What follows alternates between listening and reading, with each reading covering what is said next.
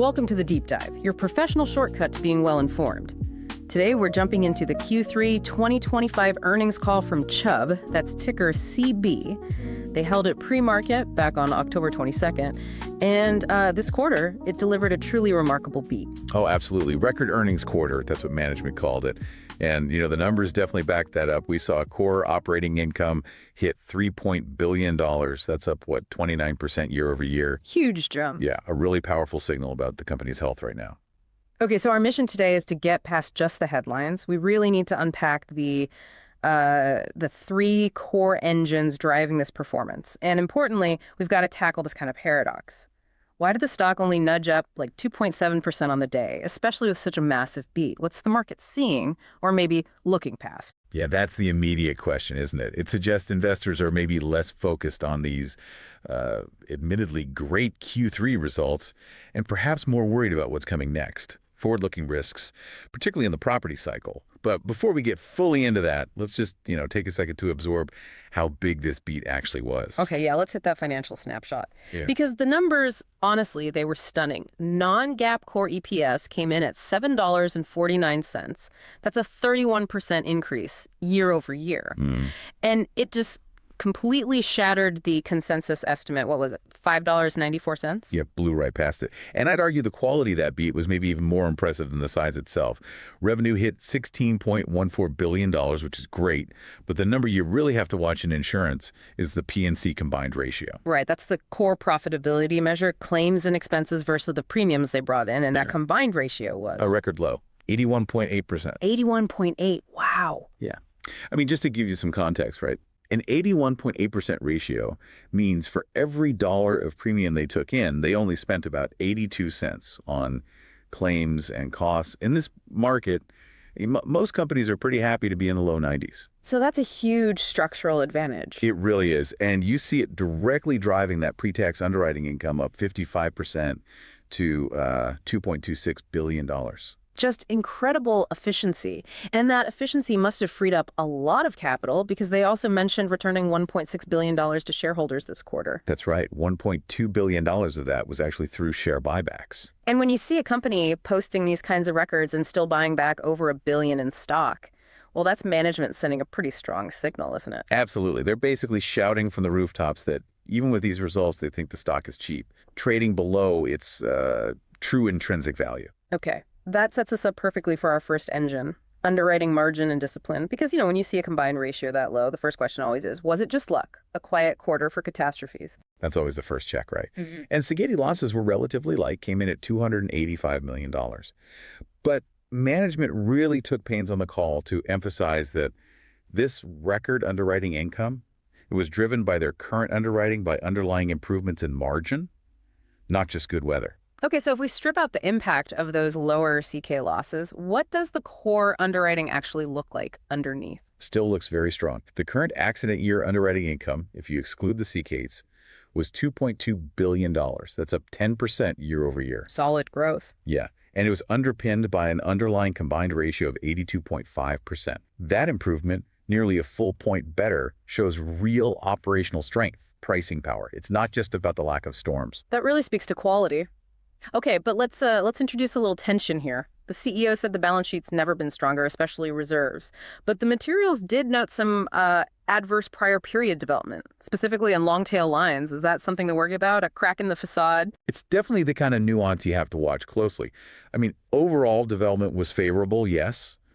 But if you dig into the casualty side, those lines like professional liability, workers' comp, where claims can take years and years to fully develop and settle. Right, the long tail stuff. Exactly. There was $38 million in negative development there, adverse development. Okay.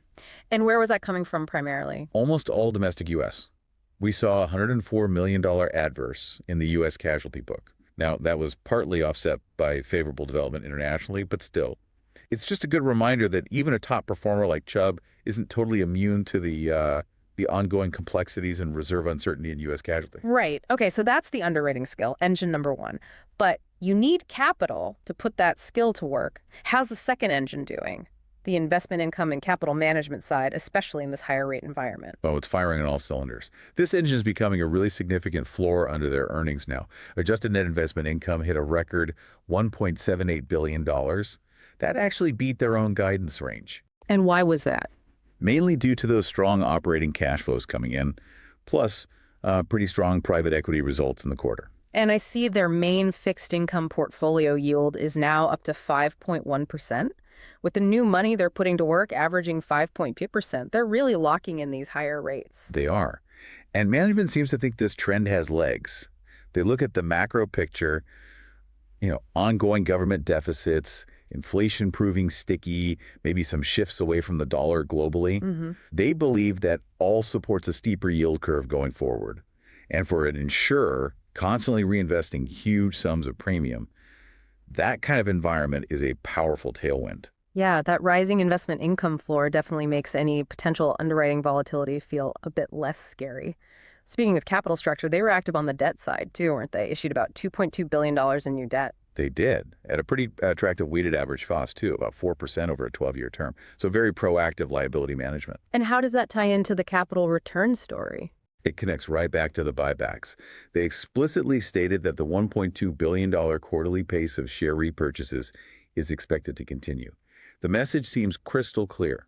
Right now, they think the best use of their capital is buying their own stock because, well, they think it's materially undervalued. All right, let's move to the third engine, growth and pricing cycle management.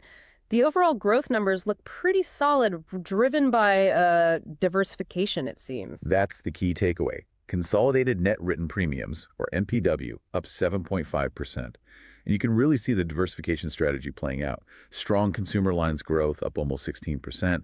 And the international side is humming. Asia up over 14%, Latin America over 10.5%. That balance, roughly half U.S., half international, that's kind of their structural defense against any single market turning sour. But where the rubber really meets the road is the pricing cycle. Management described the commercial P&C market as being in transition. What does that actually mean for investors? It means the best days of pricing increases are likely behind us, especially in commercial property. It's softening. And honestly, this is probably the main reason the market's reaction to these fantastic earnings was, well, a bit muted. We're seeing clear signs of cyclical pressure. How clear? Well, they're specifically called out pricing in large account property.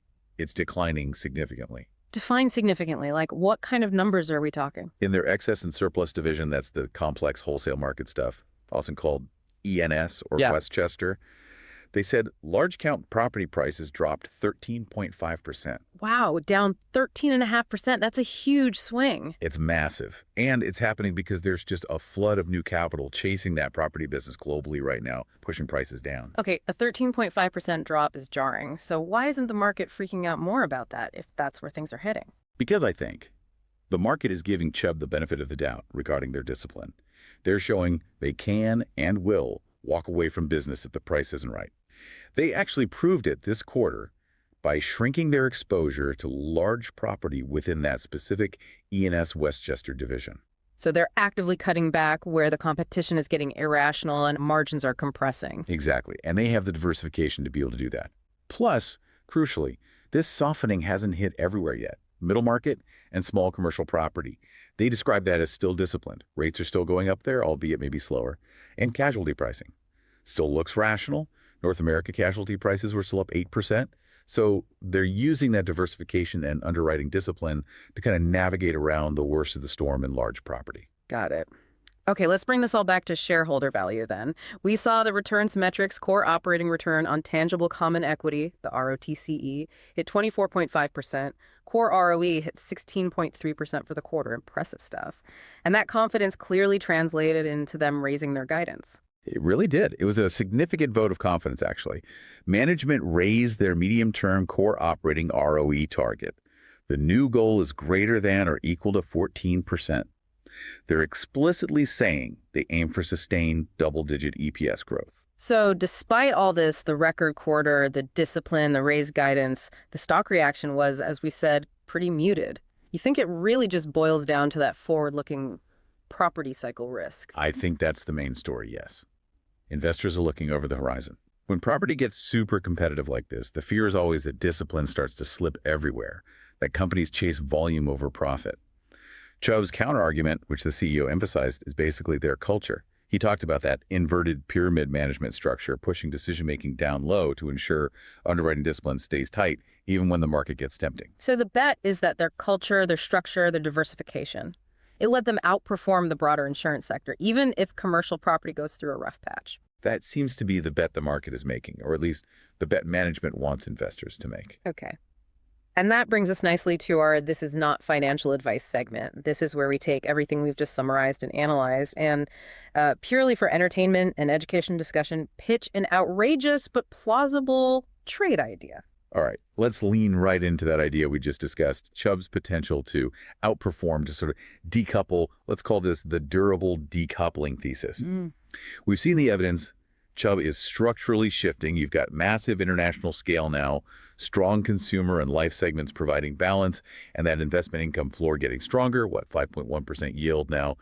All this diversification, we argue, is increasingly insulating it from the volatility of the pure domestic P&C cycle, especially the bit that's under pressure now. Okay, so they're decoupling from the general U.S. property market headwinds. What's the trade idea based on that thinking? Yeah. The idea is a hedge pair trade.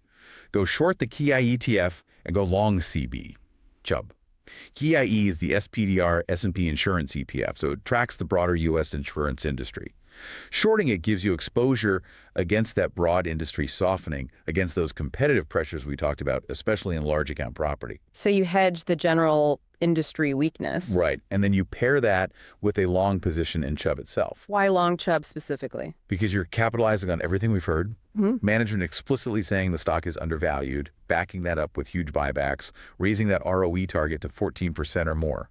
It's basically a pure bet that Chubb's specific advantages, its global scale, its discipline, its culture, will cause it to significantly outperform the broader insurance index, especially as competition heats up in certain pockets. It's a quality bet, a culture bet during a tricky transition. Interesting. A pair trade betting on quality and discipline winning out. Definitely something for experienced listeners to chew on. Not advice, of course. Okay, to wrap this all up then, what are the absolute must-know takeaways from this Chubb deep dive? I'd say three things. First, these were genuine record earnings, driven by real underlying underwriting strength. Look at that 82.5% underlying combined ratio. It wasn't just a lucky break on C&Ds. Second, management put their money where their mouth is by raising the medium-term ROE target to 14% plus. That signals real forward confidence.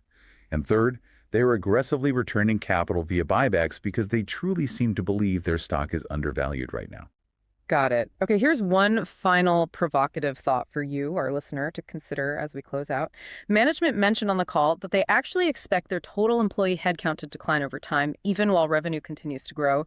They cited maturing digital and AI efforts as the driver. Now, given the CEO's constant, fervent emphasis on culture, on granular discipline, on the human effort required for that high-touch underwriting they pride themselves on, how does that work? How does the organization sustain that high discipline, human-centric culture while simultaneously automating more and reducing headcount? Yeah, that's a huge tension, isn't it? Balancing that human-driven quality and culture with the push for digital efficiency and cost savings, that's probably going to be a defining challenge for them, and maybe the whole industry going forward. Something to definitely keep an eye on. Thanks for joining us for this deep dive into the Chubb Q3 earnings call. Remember, everything discussed here was based on publicly available information from the call and our analysis. It's for informational purposes only, definitely not investment advice. Until next time, stay well informed.